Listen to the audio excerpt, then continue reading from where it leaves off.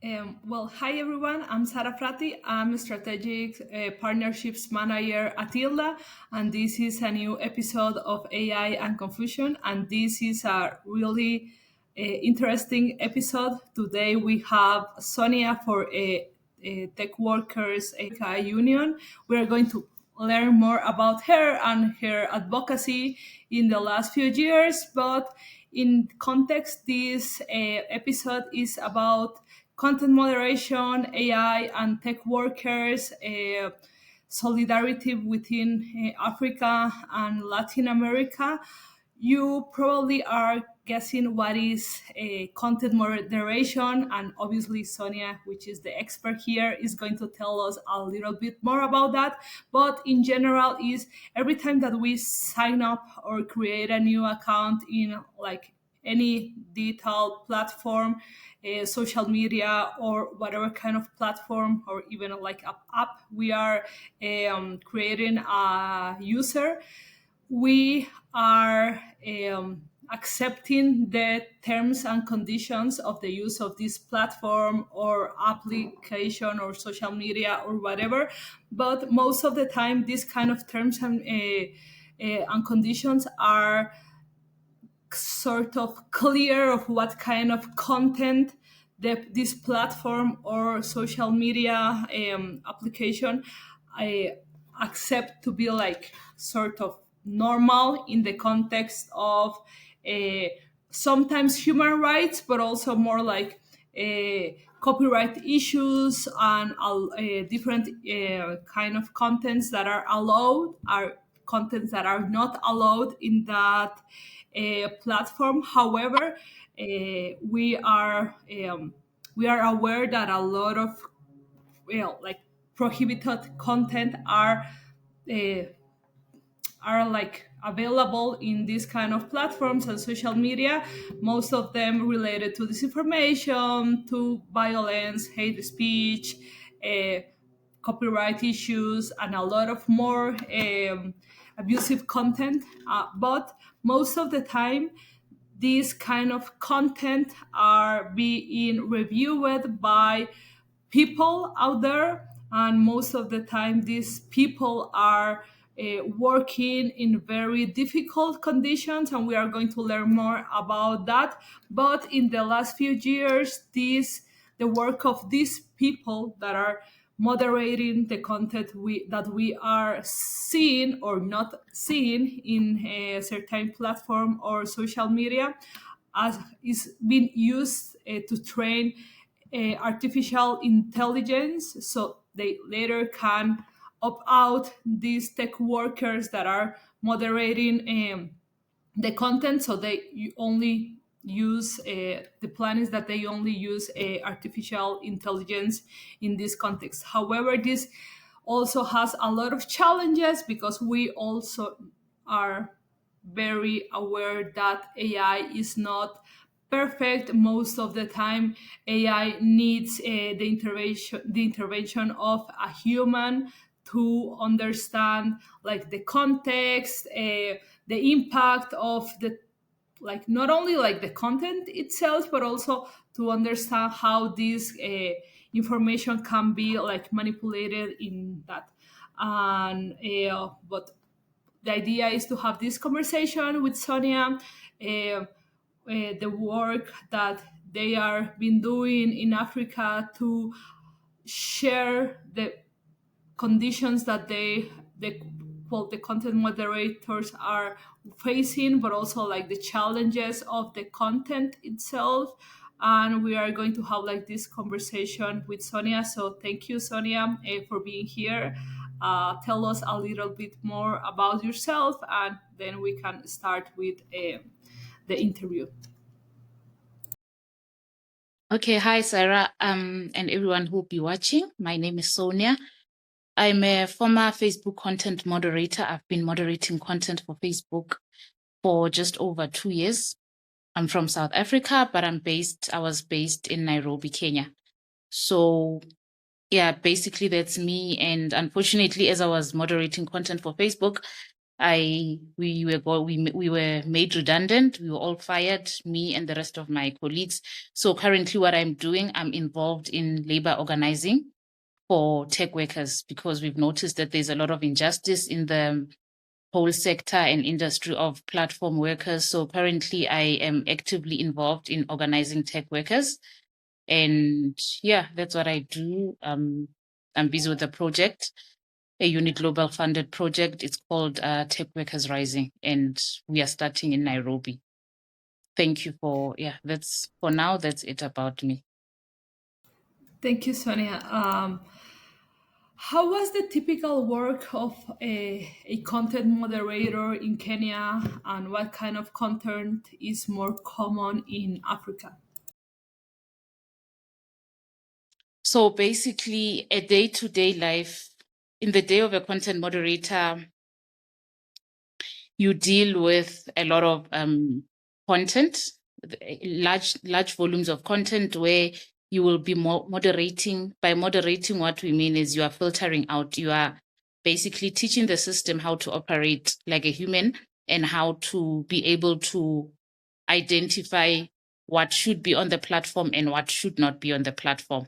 So that's what we were doing. And on average, some of the things that we would be dealing with, some of the common contents that we'll be dealing with, it's hate speech, it's a graphic content. These tech companies, your like Facebook, what I was moderating for, they do not hire content moderators directly for, themselves. They outsource the work to a BPO, to a third party. So the work of a third party, it's similar like an agent. So what they want to do, they want to maximize profit. So you would find that instead of employing maybe 500 content moderators, they would employ 250 or 300 content moderators. And then you would have to now bear the load of making up for the missing headspace.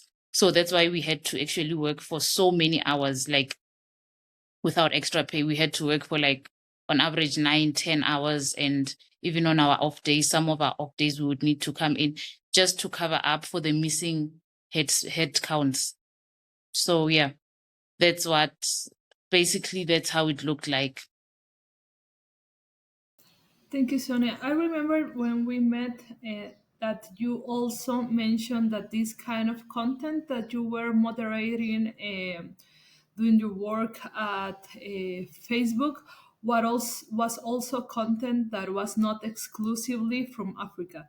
You were also exposed to content from, for example, Latin America, especially when we were talking about gangs violence, for example, and how this also was impact well, how this also impact your life, because sometimes you don't have like the context of this Yeah. kind of context, and how was how would you deal with that?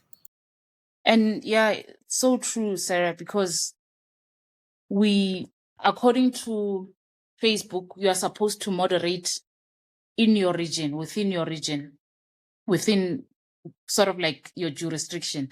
So me as an African content moderator, I will most probably not relate to issues that are happening in Latin America or in Europe, or politics that are like most likely, or maybe a content moderator in Latin America might not relate to certain issues in Africa, you know. But and so we moderate in Africa, we moderate African content in Europe, so forth and so forth.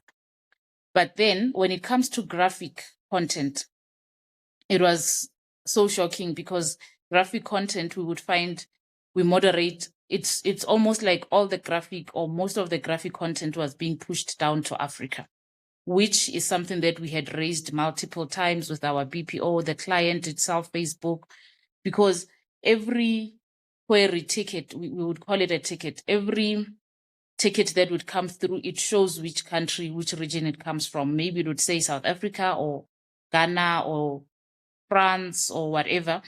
So it would show where this ticket comes from.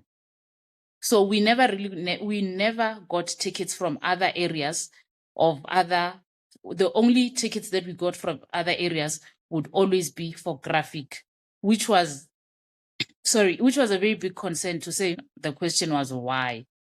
Why is it? Because now you find that a lot of African moderators are being diagnosed with PTSD. They, the after effects of us being content moderators are more severe than content moderators anywhere else in the world.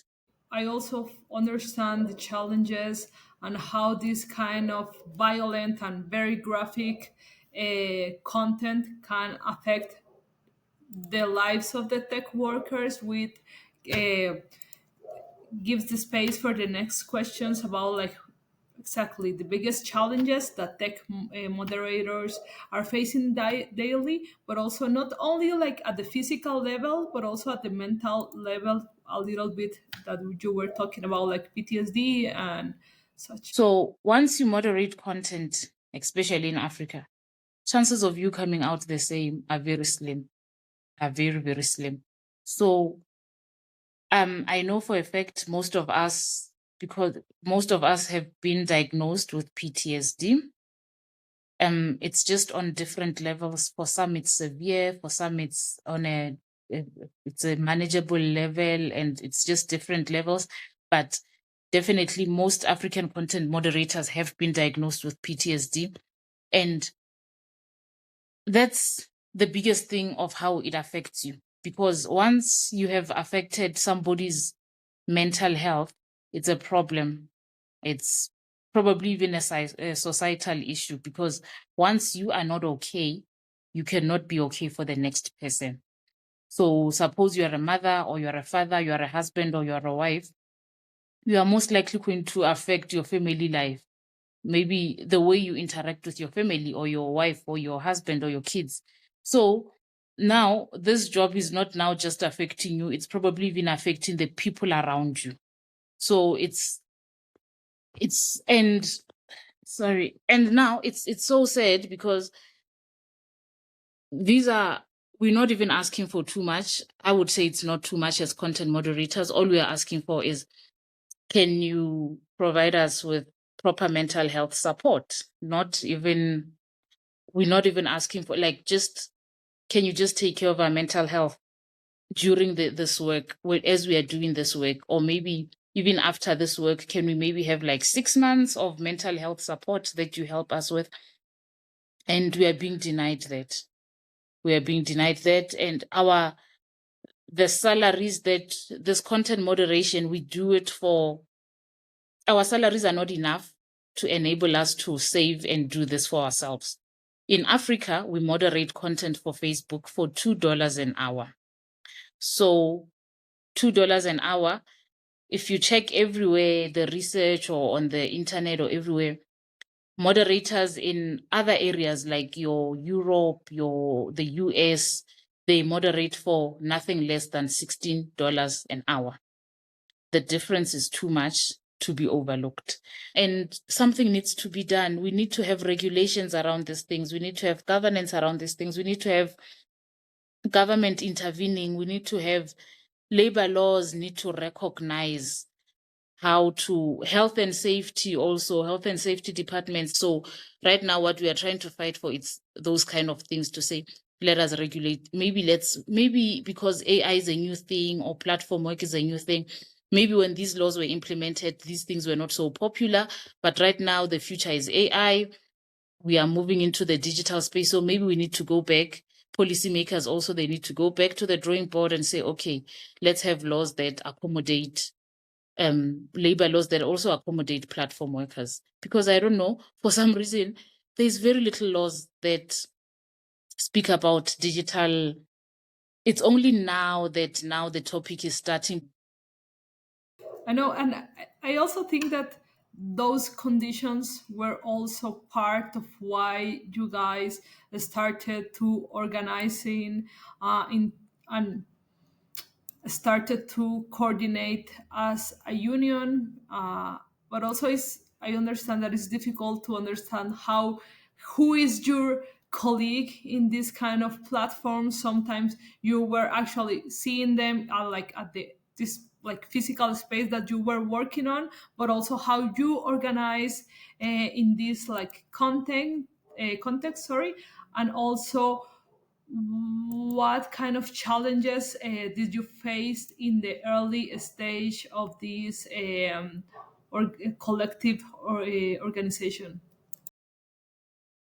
The biggest challenge that we've been encountering is intimidation from management.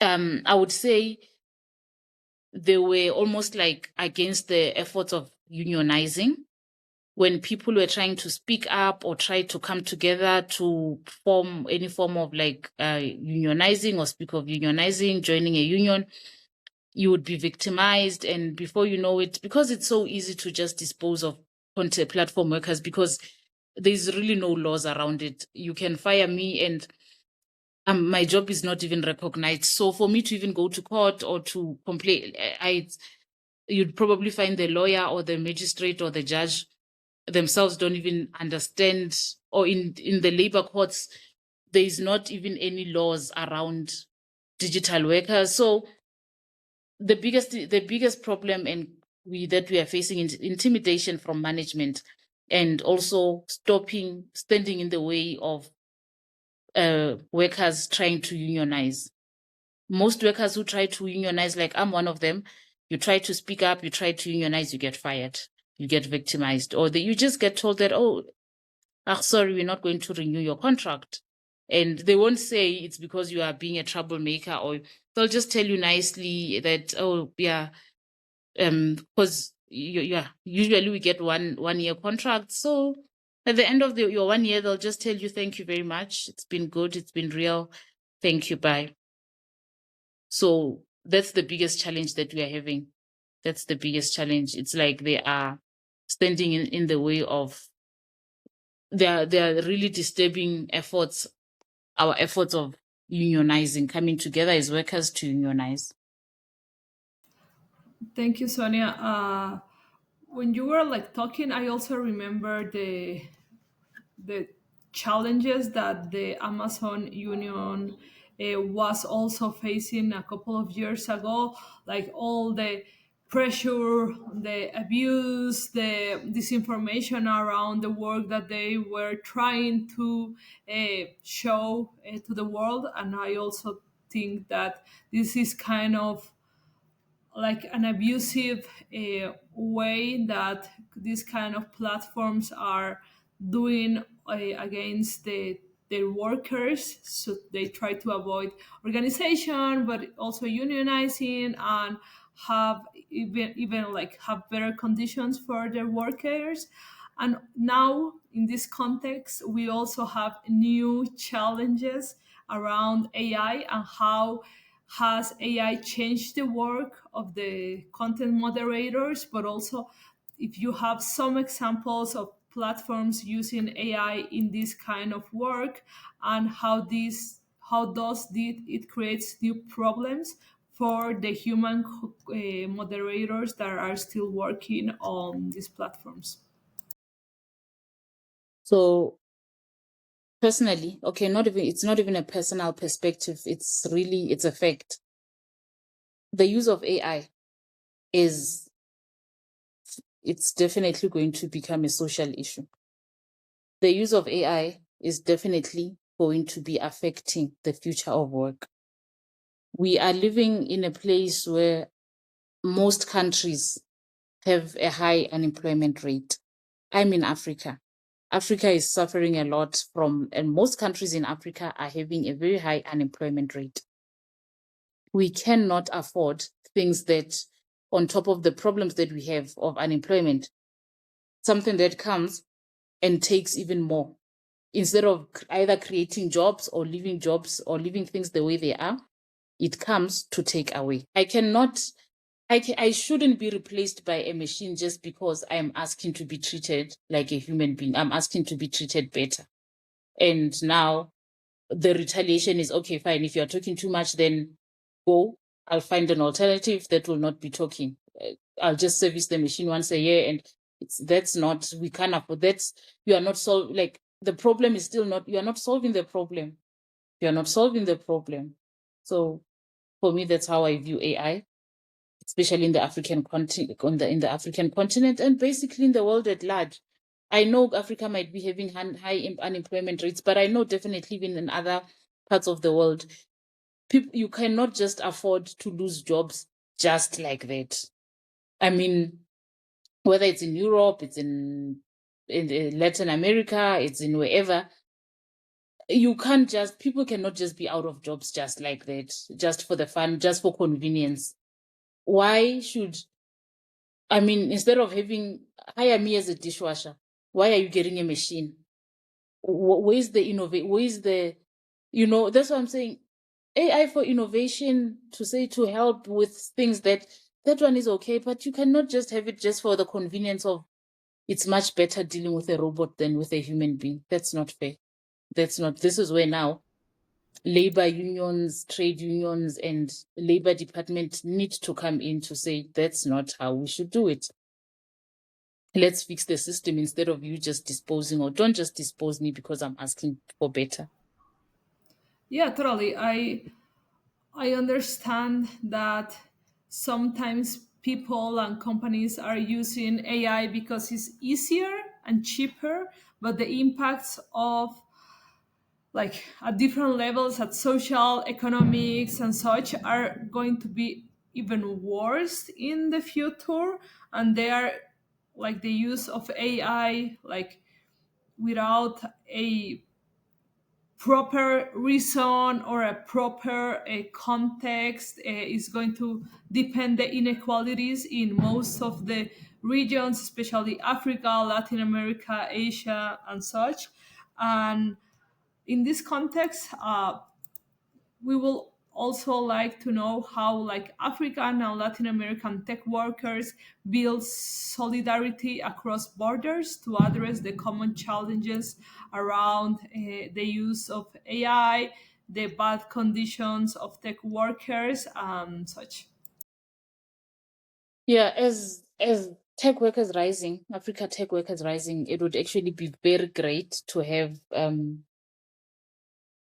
to have more collaboration with platform workers or content moderators in Latin America for whatever collaborations that there is, whether in Africa or in Latin America. There's always, this is such a huge space that always has work to do. Like there's so much to do. They can never. So sometimes we just need to, maybe we just need to get together and start, even if it's maybe in a WhatsApp group or Telegram or whatever, just, yeah, so that we see how we can collaborate, we can stand together in solidarity, because I do strongly believe that there is power in numbers.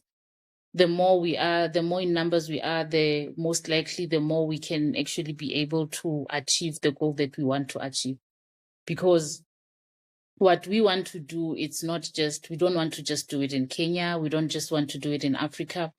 We want, we want it to be a global thing. We want the standards to change globally. We want this exploitation.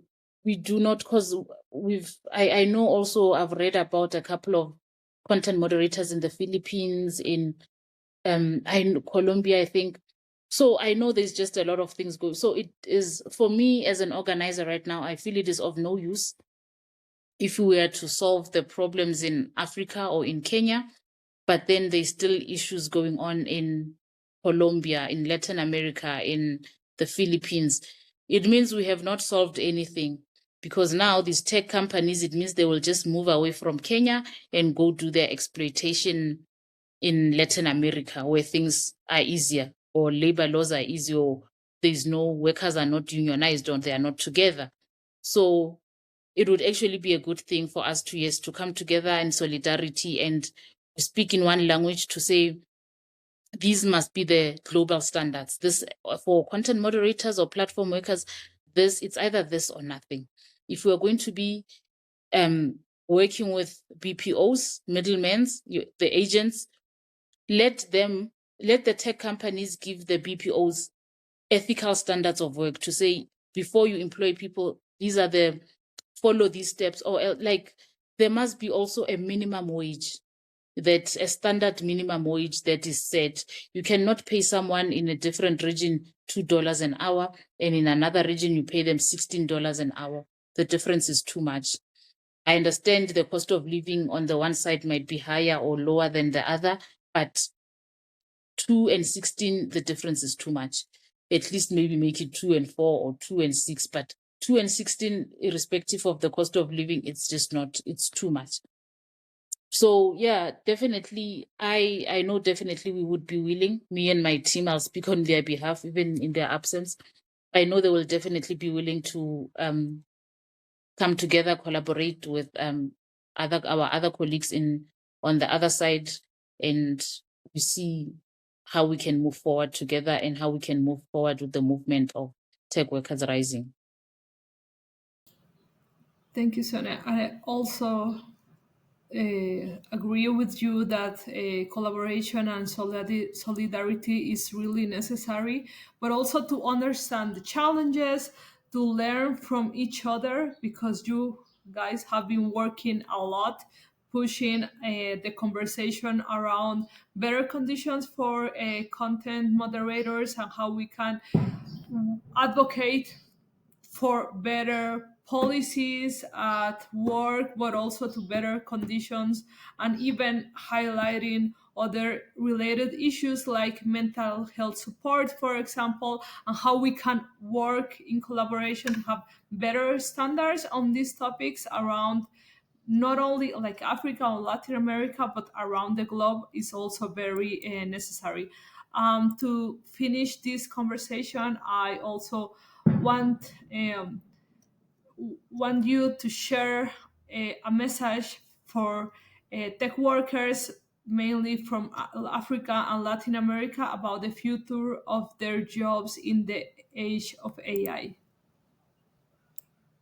Okay, the only thing I can say to content moderators, not just in Africa or Latin America, Africa, and the globe at large, I would say let's come together, let's be in solidarity, let's come together and let's speak out, let's stand together. And remember, speaking out and standing together in solidarity does not mean we are fighting. It does not mean we are being troublesome. It does not mean we are being unreasonable. Because sometimes when you speak, it's perceived as you are being a troublemaker, or you are. It's not we are looking for trouble. No, we are not looking for trouble. And let's come together to save our jobs. Currently, the state of content moderation, we are not where Africa Tech Workers Rising in Kenya, we are not trying to do away. We are not fighting against content moderation. We are just fighting against the current situation and the current how content moderation is being done currently. Content moderation is a job. It feeds the people who are living off it. All we are saying is there's certain standards that needs to be adhered to. We shouldn't be replaced by AI. And for us to keep our job and keep going as content moderators, we need to speak up so that certain things can be fixed. I cannot continue working for 10 hours. It's not fair. It's not healthy. I cannot keep working for $2 an hour. It's not fair. I cannot keep working and not being denied freedom of association or being part of any union. It's not fair. There are times where I'm going to need collective bargaining, and the company must allow that. They must allow me to be part of a union. And it's not fair that I should be seeing all this graphic. We know as content moderators that there are ways to filter out these things. So as much as we are moderating content, certain graphic contents should be by now being filtered out by the machine.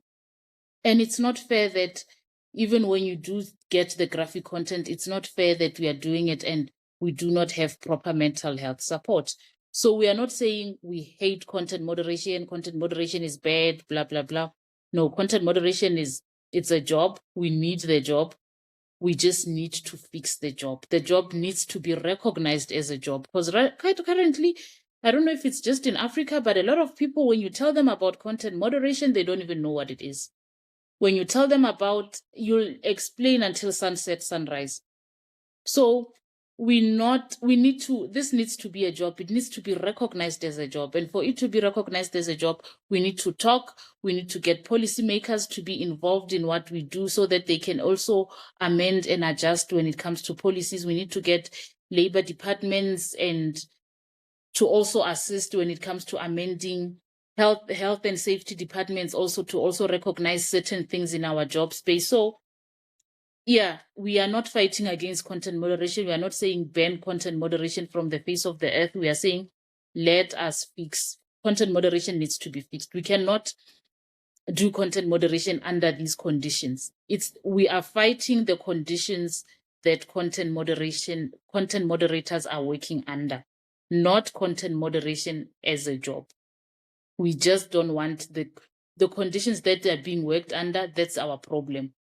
We are working under very severe conditions. We are trying to fix that. So for our colleagues everywhere else in the world, please, if you can join us in solidarity, let's come together, let's engage, and let's try and do this as a global thing. And yeah, let's try and fix the platform.